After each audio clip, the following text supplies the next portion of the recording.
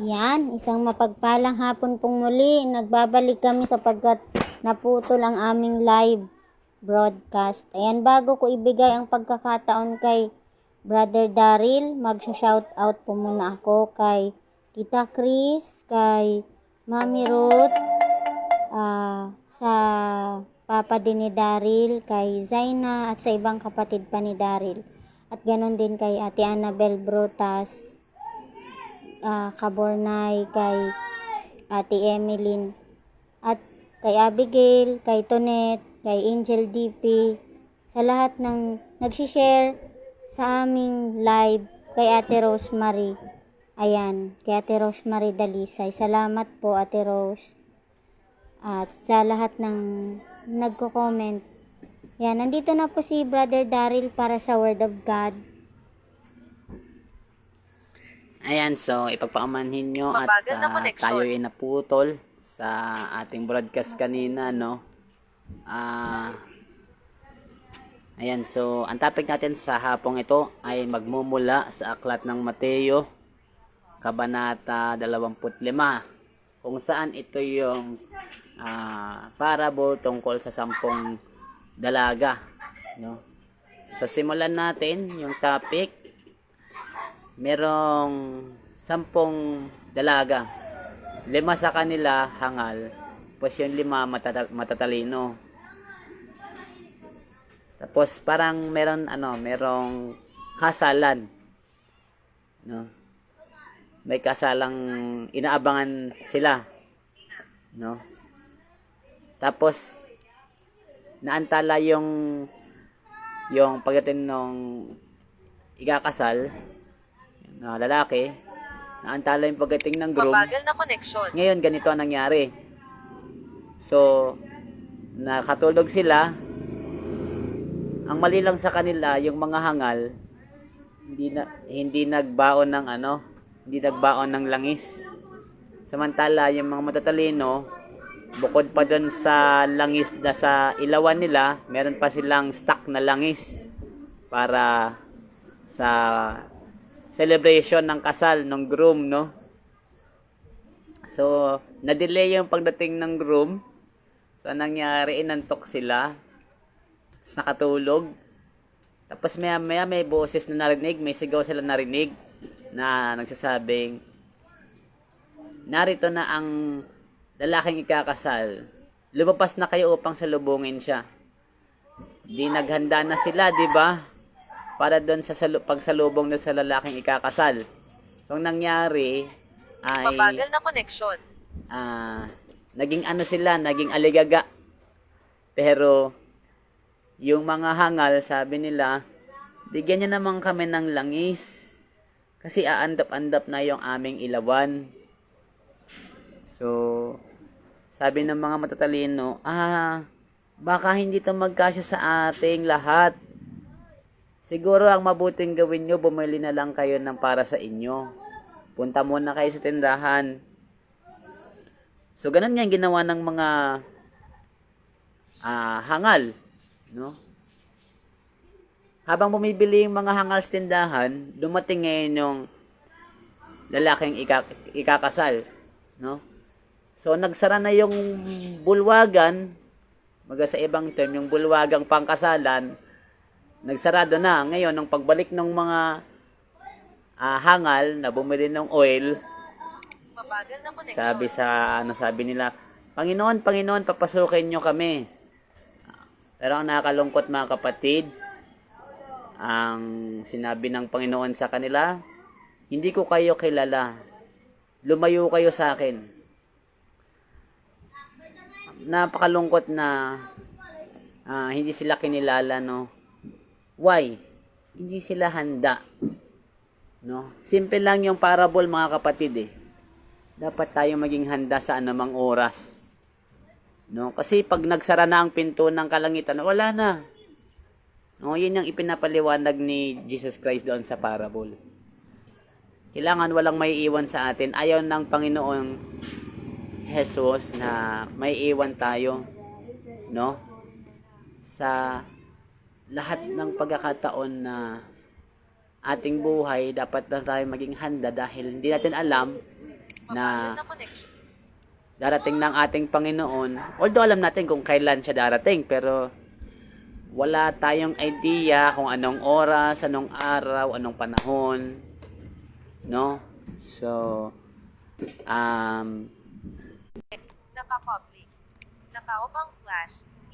Ay mute ang button na mic. yung signal, Ay flip ang direksyon ng naputol camera yung ng broadcast. ipakita ang naka-on ang audio enhance. Babalik tayo ulit. Ipakita ang ay collapse ang mga dito lalabas ang mga lalabas dito. Kukontinue mo na lang. Continue ko na lang. Naka-public. Naka-off ang flash. Ay mute ang ay mabagal na connection. Ayan, bilang pagbabalik, no, Mabagal na sa live broadcast. para ay Pasensya na at medyo paputol-putol yung ating signal. So, ayun nga mga kapatid, ang ating lesson, yung maging handa tayo sa anumang pagkakataon. Dahil hindi natin alam na nariyan na pala ang Panginoon na wala pa tayong kamalay-malay. So, ayaw ng Panginoon na may naiiwan sa atin. No? Kung kailang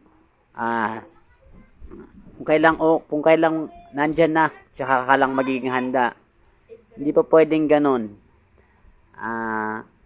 Parang ganito yon mga kapatid eh. Para kang nag-birthday, no? Example natin yung mga nagba-birthday, Hindi ba dapat sa birthday mo pinaghahandaan mo yan? Karamihan sa atin, naghahanda talaga yan. O, ano yung plano mo sa birthday mo? No? Hindi yung kung kailang nariyan na yung kaarawan mo, tsaka mo palang paplanuhin kung anong gagawin mo. Dapat, bago pa lang dumating yung kaarawan mo, ay maging handa ka. 'Di ba? Pero, ayun nga mga kapatid, huwag tayo magpapetiks-petiks. Kasi, napaka-importante sa buhay na atin na huwag nang magpapetiks-petiks. Dahil, any moment darating ang ating Panginoon. Hindi na natin alam kung kailan, basta malapit na. So, ayan, napakaganda po ng ating lesson at tandaan po natin ito at i-apply sa ating mga puso't isip at kaluluwa. At ayan, ibigay natin sa ating presider, sa ating tagapanguna, si kapatid na Mary Jane. Bilang pagtatapos, kapatid.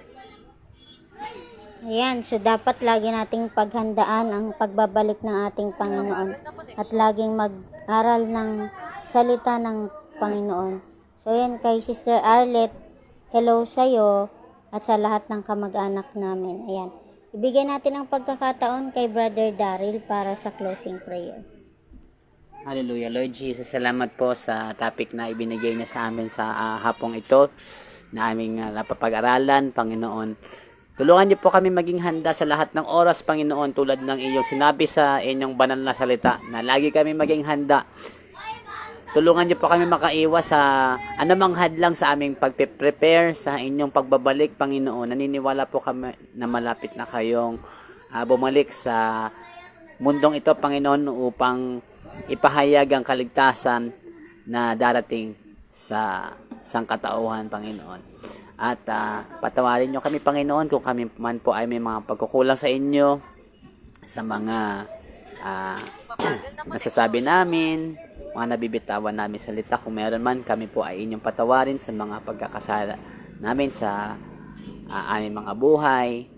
At kayo na po ang bahala sa amin. Sa mga nasa trabaho, Panginoon, ingatan nyo sila. At kayo na po ang magbigay ng blessing sa kanila, Panginoon. Yung mga nagmamassage, patnubayan nyo na magkaroon sila ng maraming customer. At pagpalain nyo yung kanilang mga family upang nasa gayon ay mga nagmamassage ay maraming maiuwi sa kanilang mga pamilya. Lalo na yung mga may anak, Panginoon, na pinag-aaral. Ayan. At tulungan nyo yung mga kapatid namin na angailangan. At ito lamang po ang aming samatulangin sa pangalan ni Jesus. Amen and amen. Any shout out, kapatid? Ayun, kay Jason Villaron, kay Leo de los Santos, kay Ate Lorena Palangcos, kay Mama Charlene Villaruel, kay Pastor Pancho, at kay Ate Rowena Maranya. Ayun. Sa lahat ng mga kasamahan ko dati sa Joy Girls, si Emmy Dobria, kay Sister Joyce Moloboko, at kay Pastor Jeric, at kay Pastora Nancy. Yun. God bless po sa lahat. Ay, good morning, good morning, Pastora Nancy, dyan sa iyong lugar. Saan ka mang lugar dyan sa Amerika. Brother Cairo pala. Ayan, si Brother Erwin. Ayan, si Brother Erwin na nasa United States. Brad, magandang madaling araw sa inyo dyan sa Amerika. Kay Brother Ian Christopher. Ayan, magandang araw sa iyo. At sa iba pa naming mga kaibigan na hindi namin mababati dahil sa kawalan ng oras, dahil limitado lamang ito, at yung aming signal ay pawala-wala dito sa aming kinaroroonan, But mga kapatid, hindi po yan naging hadlang para makapagpatuloy tayo sa pagbo-broadcast. So, ayan, paalam na muna mga kapatid, at sa muli, kami po ang inyong nakasama. Ako po si kapatid na Daryl Igharas. Si Sister Mary Jane Caborna Igharas po. God bless sa lahat. Nagpapaalala na laging stay healthy, stay safe, and lagi lang magdasal at manalig sa ating Panginoon. Yun lamang. God bless. God bless. Babago na koneksyon. Bumalik. Gusto mo bang magpatuloy sa pag-broad? Tapusin. Button. Pindutin